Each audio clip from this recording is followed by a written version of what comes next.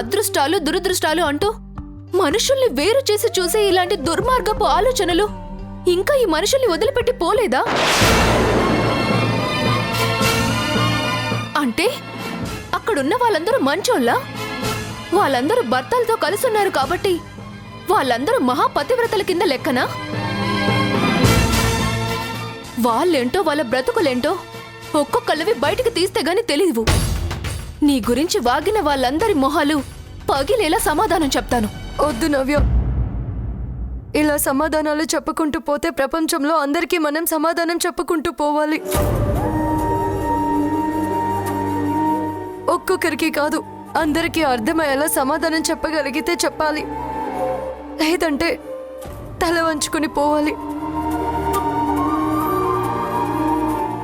అయినా కాలం మనది కాదు అన్నప్పుడు తల వంచుకుని రావడం తప్ప వేరే మార్గం లేదు. ఈసారి దాన్ని ఇంటికి రాని చెప్తాను. గ్యాస్ బండ కావాలి, కాఫీ పొడి కావాలి, పంచదార కావాలని వస్తుందిగా, అప్పుడు చెప్తాను. ఇదిగో పిల్లలు, ఇప్పుడు చెప్తున్నాను, ఆవిడ బయట ఎక్కడ కనిపించే సరే అస్సలు మాట్లాడద్దు. ఎవ్వరింటి మనం వెళ్ళొద్దు, సరేనా? గురు, పిల్లల్ని లోపలికి తీసుకెళ్ళు. పిల్లలు రండి.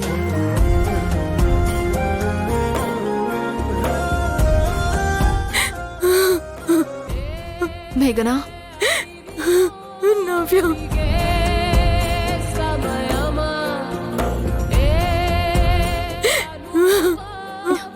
మేఘనా, ఏడవకు. నిజమైన ప్రేమ ఎప్పుడైనా కష్టంలో ఉన్నప్పుడే కనిపిస్తుంది నందు. చీకట్లో ఉన్నప్పుడే దీపం విలువ తెలుస్తుంది. కష్టంలో ఉన్నప్పుడే ప్రేమ విలువ తెలుస్తుంది.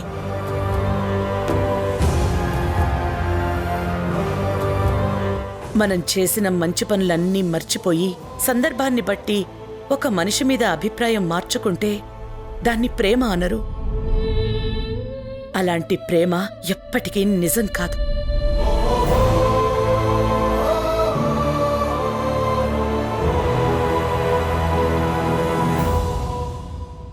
పాలు తాగు.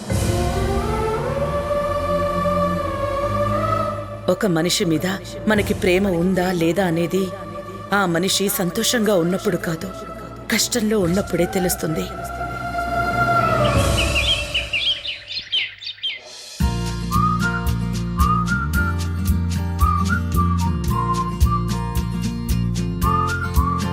పిల్లలు, మీరు టిఫిన్ సరిగ్గా తినలేదు కదా, ఇక్కడ టిఫిన్ తిని ఆ తర్వాత స్కూల్కి వెళ్దాం, సరేనా?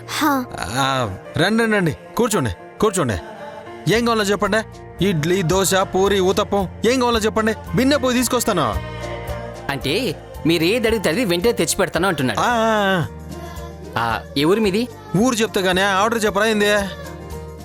సర్లే, చెప్పడం ఇష్టం లేకపోతే మాకెందుకులే కానీ పిల్లలకి ఇడ్లీ తీసుకొచ్చేవు. అదే అట్టన్నారు, బాగుండదే. ఏంది పిల్లలు, మామూలు ఇడ్లీ ఇమ్మంటారా, నెయ్యితో కలిపి ఇడ్లీ ఇమ్మంటారా? ఇడ్లీ వద్దు, నాకు అక్కకి మసాలా దోశ కావాలి. సరే సరే బాబాయ్, 2 ప్లేట్ మసాలా దోశ. అబ్బే, మరి నీకేం కావాలా? నాకేం వద్దులే. ఏందప్పా ఇది, పిల్లలతో వచ్చినావు, నువ్వు తినకపోతే ఎట్టా? నువ్వు తింటేనే కదా పిల్లలు తినేది. ఇదిగో బాబాయ్, ఇంకో మసాలా దోశ వేసుకో, 3. వద్దండి, వద్దని చెప్తున్నాను కదా. నువ్వు అట్నే అంటావు గానే, నువ్వు గమ్మునున్నప్పా. బాబాయ్, 3 ప్లేట్లు తీసుకురా. నువ్వు మామూలుడు కాదయ్యా. ఆ, అవును, ఇక్కడ కొత్తగా వచ్చావు నువ్వు, నేనెప్పుడు చూడలేదే. యో, నువ్వు వీడికి కొత్తగా వచ్చినట్టుండవా, నేనెప్పుడు నుంచో ఈడే ఉంటున్నా. ఈ మధ్య నేను చాలా దినాలు ఊళ్ళో లేనులే, అప్పుడు నువ్వు వచ్చినట్టుండవా. నేను ఈయనే ఉంటా. ఇదిగో ఈ బండి ఎప్పుడు నుంచో నడుపుతా ఉండా, అర్థమైనదా? అవునులే, నేనే కొత్తగా వచ్చాను. పిల్లలు ఏం చదువుతా ఉండారు? నేను 5th క్లాస్. నేను 2nd క్లాస్. ఇదిగో మీ ఇద్దరికి ఒక లెక్క ఇస్తా. ఆ లెక్క గనక కరెక్ట్ గా చేసినారనుకో, దోశలకి సగం డబ్బులే తీసుకుంటా. అర్థమైనదా? ఓ, అయితే చెప్పు చెప్పు. ఇప్పుడు మీ అమ్మ నీకు 100 రూపాయలు నోటు ఇచ్చినాదే, నువ్వు అంగడికి పోయి అందులో 50 రూపాయలు పెట్టి కూరగాయలు కొన్నావు. మళ్ళీ ఇంకో అంగడికి పోయి 10 రూపాయలు పెట్టి పెన్నులు కూడా కొన్నావు. ఇంకో అంగడికి పోయినాక పుస్తకం కొందామంటే నీ కాడ 10 రూపాయలు తక్కువైనాయి. అప్పుడు ఆ పుస్తకం రేటు ఎంత చెప్పున్నాడు చెప్పు? 50 రూపాయలు. అర్రే, బిన్నె భలే చెప్పుండవే. సరే మీ ఇద్దరికే హాఫ్ రేట్కే దోశలు ఇస్తాను పోండే. అంకుల్ అంకుల్ ఇంకో లెక్క అడగండి, నేను కరెక్ట్ గా చెప్తాను, అప్పుడు మొత్తం ఫ్రీగా ఇవ్వండి. ఓర్నే బుడ్డడా, నువ్వు మామూలుగా లేవే, నీ బుర్ర నిండా తెలివితేటలుండాయా? అట్నే మీ ఇద్దరికి మాత్రం టిఫిన్ అంతా ఫ్రీగా ఇస్తా పోండి, ఓకేనా? మ్మ్హ్మ్.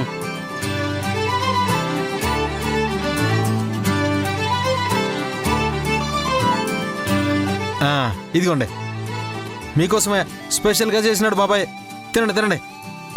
ఇదిగోప్ప దోశ తిను.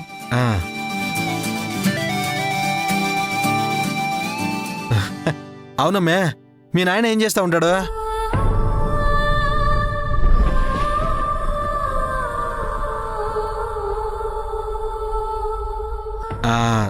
నిన్ను చూస్తా ఉంటే మీ నాయనకి బాగా ఇష్టం ఉన్నట్టుండదే. నువ్వు నాన్న కూర్చువు కదా. ఏయ్ అవన్నీ నీకెందుకయ్యా? అనవసరమైన మాటలన్నీ మాట్లాడకు. ఇదిగో నీ డబ్బులు తీసుకో. అరే ఫ్రీగా ఇచ్చినానప్పా. ఏం అవసరం లేదు. అయ్యో అరే అరే నువ్వే ఉంచు. ఏందప్ప ఇదే? పిల్లలు అరే పదండి. పిల్లల్ని తిని అరే తినకుండా పదండి అబ్బే. పద. అర్రా ఏంది అబ్బే ఇంత కోపంగా ఉన్నాడు? ఇప్పుడు నేనేమన్నాననే? ఏందో ఈ మనిషి. బాబాయ్ ఇదిగో.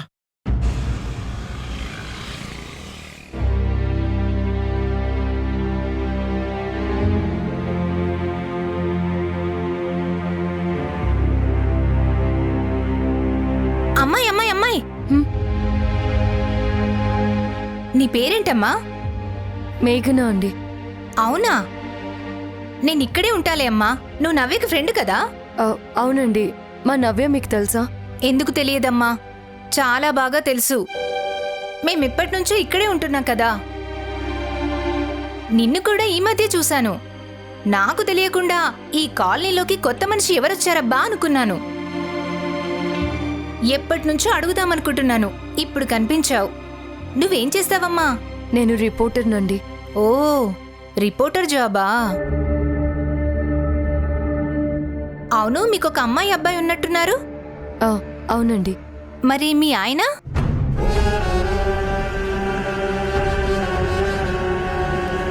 లేడండి. మొహం చూస్తే బొట్టు, మంగళసూత్రం కనిపిస్తున్నాయి. లేడంటే ఎలా లేడమ్మా? అంటే వదిలేశాడా? అలాంటిదేం లేదండి. మా ఇద్దరి మధ్య ఒక చిన్న గొడవ. భార్యాభర్తలన్న తర్వాత గొడవలు రావడం సహజమే కదండి. కొద్ది రోజుల్లోనే మా ఆయన వచ్చి నన్ను పిల్లల్ని తీసుకువెళ్తారు. ఈ మగాళ్ళని నమ్మడానికి వీల్లేదమ్మా. ఎప్పుడు సందు దొరుకుతుందా భార్యా పిల్లని వదిలేసి ఇంకోదాన్ని తగులుకుందామని ఆలోచిస్తూ ఉంటారు. ఎంతమందిని చూడట్లేదు? నా భర్త అలాంటి వ్యక్తి కాదండి.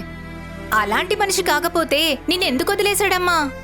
పరిస్థితులు, సందర్భాలు ఒక్కోసారి మనుషుల్ని విడదీస్తాయి. అవే పరిస్థితులు, అవే సందర్భాలు తిరిగి ఆ మనుషుల్ని కలుపుతాయి కూడా. మనం దేని గురించి నెగిటివ్గా ఆలోచించకూడదండి. సరే నేను వస్తానండి, పనుంది.